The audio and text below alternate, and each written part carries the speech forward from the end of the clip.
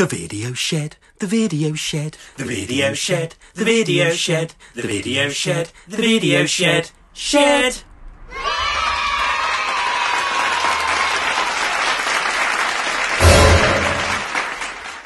Hello and welcome to the video shed. That's Tom and I'm Ed and we're in a shed looking at videos. Hence the name, the video shed. Tom, Ed.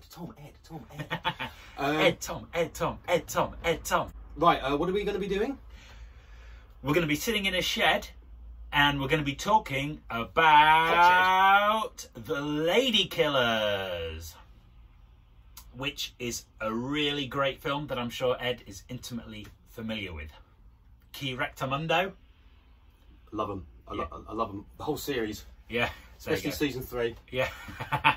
Yeah. So, you've not seen it? I haven't seen it. You've not seen it? I know of it. I know there was a remake recently as well, and I know that there was.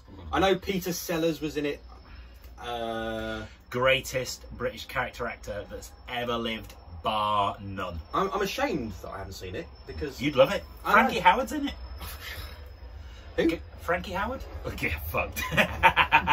So today we're going to talk about the Ladykillers, which was released in 1955, and it's a very dark British comedy, and it was directed by an American-Scottish director called Alexander McKendrick. Guess where he's buried? Where is? I don't know. Jersey. Is he? Yeah. Why? Isn't that bizarre? I've no idea. By the way, we're in Jersey, in case you were curious. I don't even want to be here alive. So here's the synopsis. Alec Guinness plays Professor Marcus, who's a very sort of slippery, slimy criminal, and he leads a ragtag group of criminals to carry out a heist at London's King Cross railway station, and they rent out a room in the house of this very kindly old lady, Mrs. Wilberforce, and she thinks that they're a string quintet and they're using the room to rehearse and practice. In actual fact, they're using it as their base while they carry out this robbery. And this is one of the few films where the robbery actually is a success. Apart from a little brief encounter with Frankie Howard, it all goes perfectly fine, and they get back to the house, they've got all the loot, they've got all the money, everything's a success. But then there's a horrible aroma of cheese, and Mrs. Wilberforce discovers that what they've done. She discovers that they're not really a string quintet at all, and they're actually there under dubious motives. And so the gang realise, right, we've got to get rid of this old lady because she's onto us. We could be in trouble here. But that doesn't prove quite as easy as you'd imagine, and it all goes horribly wrong from there in extremely funny but very dark, extremely funny but very dark manner. And yeah, it's great. It's a really, really good film. Well worth a watch, especially if, like Ed, you've never seen it. And here's an interesting thing about it. Do you want to hear something interesting about it? Yeah. What was that, by the way? My feet. Febreze in his feet. My feet stink. On camera. Have a go at that. Fuck. You know when you wear when you wear trainers for like without socks for just a couple of weeks, and as a man you turn them into like evil, disgusting feet. I've never in my life worn trainers without socks because clearly that's just a recipe for unpleasantness. So here's an interesting fact about the film, Ed. Oh yeah, of course. William Rose, right, American screenwriter who wrote it. Get this, he dreamt the entire film. He went to bed one night, went to sleep, woke up the next morning. He was like, fuck me, that was a good dream. And before he could, forget it, he got up and wrote it all down, and that was it. And next thing, it's been signed up by a major film studio, and it's got made. Unbelievable. He dreamt the entire film, not just in a hazy sort of way. The whole thing, the characters, what would happen, in what order, the old lady, or just everything. Fucking hell. That's cool, isn't it? Yeah. The most profitable dream, the second most profitable dream ever. Do you know what was the first? No. I don't know much today. Yesterday, by Paul McCartney, by the really? Beatles. Yeah, he woke up with the whole song in his head like that, and just got up and went, Yesterday. And then Another million? and then went down to the studio and he's like, I've just dreamt this. Oh, you dreamt I don't know, how does he do it? How does Paul McCartney speak? I don't know. I can do all of the Beatles except Paul McCartney. Oh no, Paul's done another song, this one he dreamt. But I can't do Paul McCartney. But he dreamt the whole thing, Paul McCartney. Just woke up with it in his head and it was called Scrambled Eggs.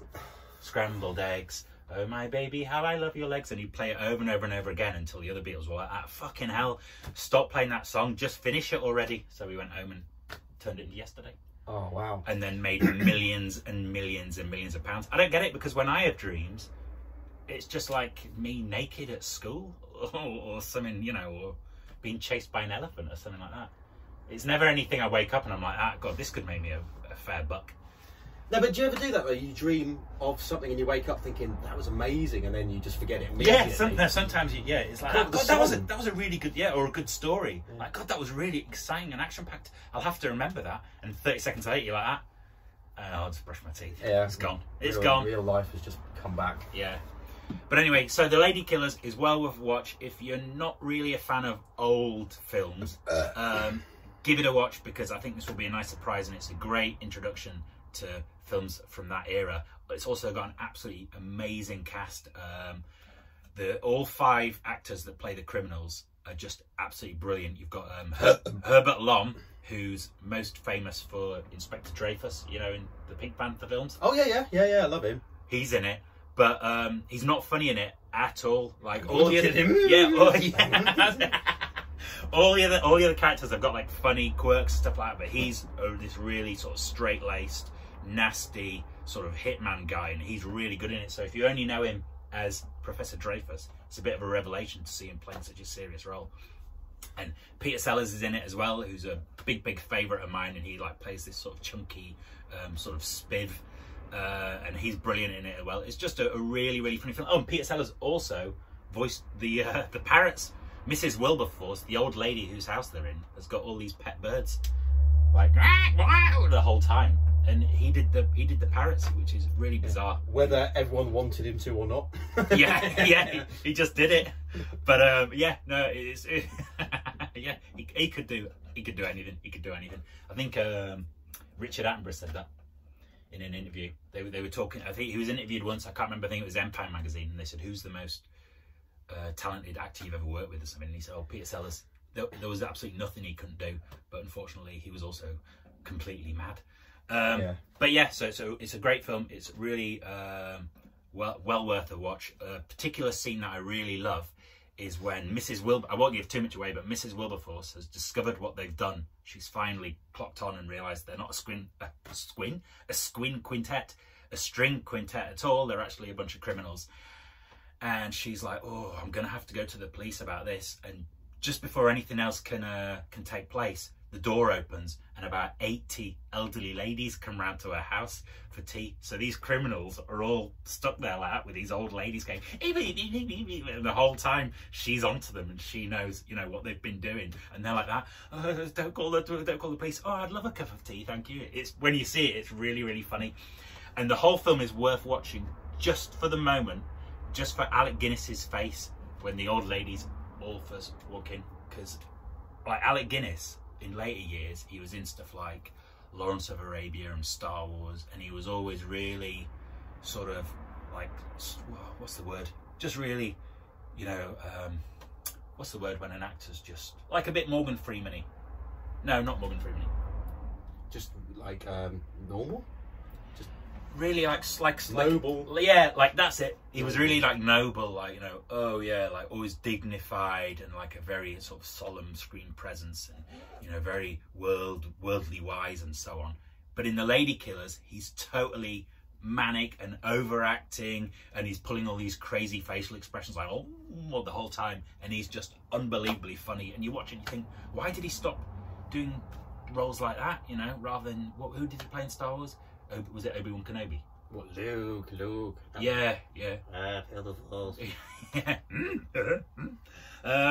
So yeah, I got a bit lost there and stuff. We might have to edit that down and make it a bit neater. It's what are we on? 15 minutes. Yeah, I'll quickly sum it up then. Yeah. Okay. So to sum up. Yeah, so sum up. Yeah, Ladykillers, well worth a watch. 1955.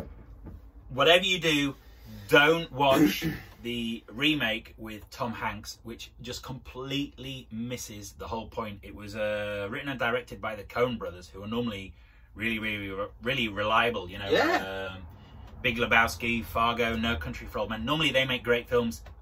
For some reason, they decided to remake the Ladykillers, and they completely missed the whole point. I think before they made it, I remember reading somewhere they'd said, oh, well, the original's just like this sort of quaint British thing. And they said that in a sort of, as if that was a bad thing. Whereas that's what makes it so brilliant.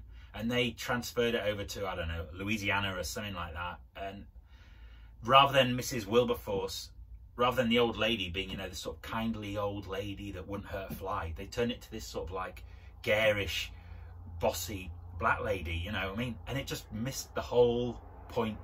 So don't watch it. Plus Tom Hanks is pretty dreadful in it. And it's got one of the, what's it called? What are those brothers called that did Scary Movie? Is it Waynan? Oh yeah, the Wayans. One of them's in it. Well, on Wayne's. Yeah. So we used to have Peter Sellers. Now we got the guy out of Scary Movie. Don't watch the remake. And if you've seen the remake and you've never seen the original, fucking hell, go watch the original. You will enjoy it. It is a great film, The Ladykillers. There you go. I loved it. Yeah, Ed loved it. No, do you know what? It sounds great. I'm going to watch it now. It is, yeah, you should. And as soon as everyone's gone to bed. Let me know what you think. Yeah. Let me know what you think. In fact, if you do watch it and you like it, record a little bit and add it on at the end here, just saying what you think. And even if you didn't like it, just go, well, I watched it and it was boring. So ignore what Tom just said in the preceding 10 minutes. Yeah, cool. Excellent. Hi there. I've just watched The Ladykillers and it was really good. There we go. Right. We'll see you next time. Bye. Bye.